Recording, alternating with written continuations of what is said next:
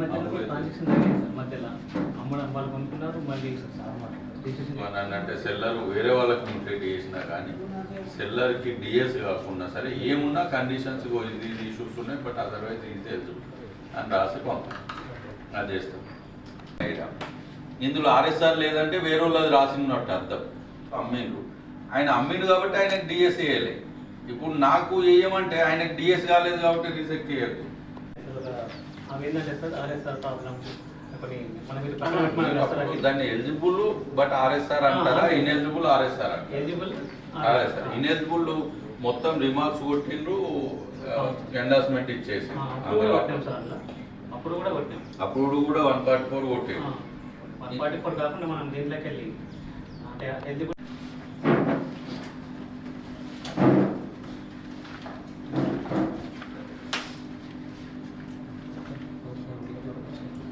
192 apply చేసిందా? 144 apply చేసాం sir. RSR అట్లా 45, 50 లోపు ఈ 16 తేలలే ఇంకా కన్ఫర్మ్ కాలేదు. ఓకే 272 రిజెక్టెడ్ రిమార్క్స్ అప్లోడ్ చేయడం అయిపోయిందా? 190 కూడా అయిపోయింది. 190లో అప్లై చేయని కొన్ని మాత్రము మీరు అప్లికేషన్ పెట్టాల్సి ఉంది. ఆర్ఎస్ఆర్లు అట్లాంటివి ఉంటాయి బట్ రిమార్క్స్ అయితే కొట్టేసి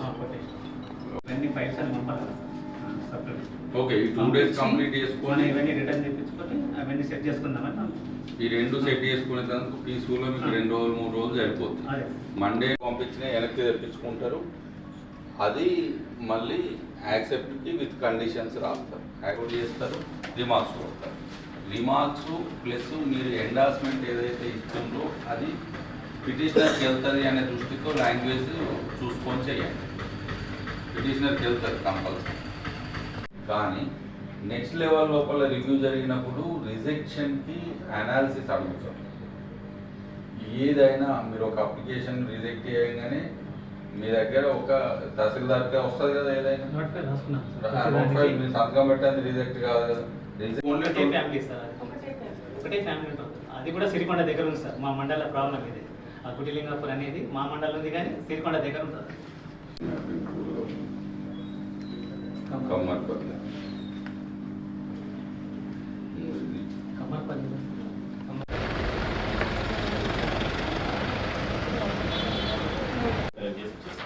ఇయర్ ఫైల్ ఫార్వర్డ్ ఇది. సో రెవెన్యూ సెల్స్లో కేటగిరీ 4 అండి. ఇది కేటగిరీ 4 కేటగిరీ 4 837 అప్రూవ్డ్ 118 రిజెక్టెడ్. ఇది to be approved, to be rejected. ఇంకా ఈ 171 ఏందో డిసైడ్ అయ్యింది కదా. అంటే ఈ టోటల్ ఎక్కడ టాలీ అవుతుంది? ఇవి 2 టాలీ 69 పెండింగ్ అంటే ఈ 2 కలిపి. సో 10 పెరికిట 50. ఫర్ ఎగ్జాంపుల్ ఇది ఇవాళ అయిపోద్ది, ఇది రేపు అయిపోద్ది అని నెక్స్ట్ ఏం చేస్తారు? రిజెక్టెడ్ ఎన్ని చేశారు?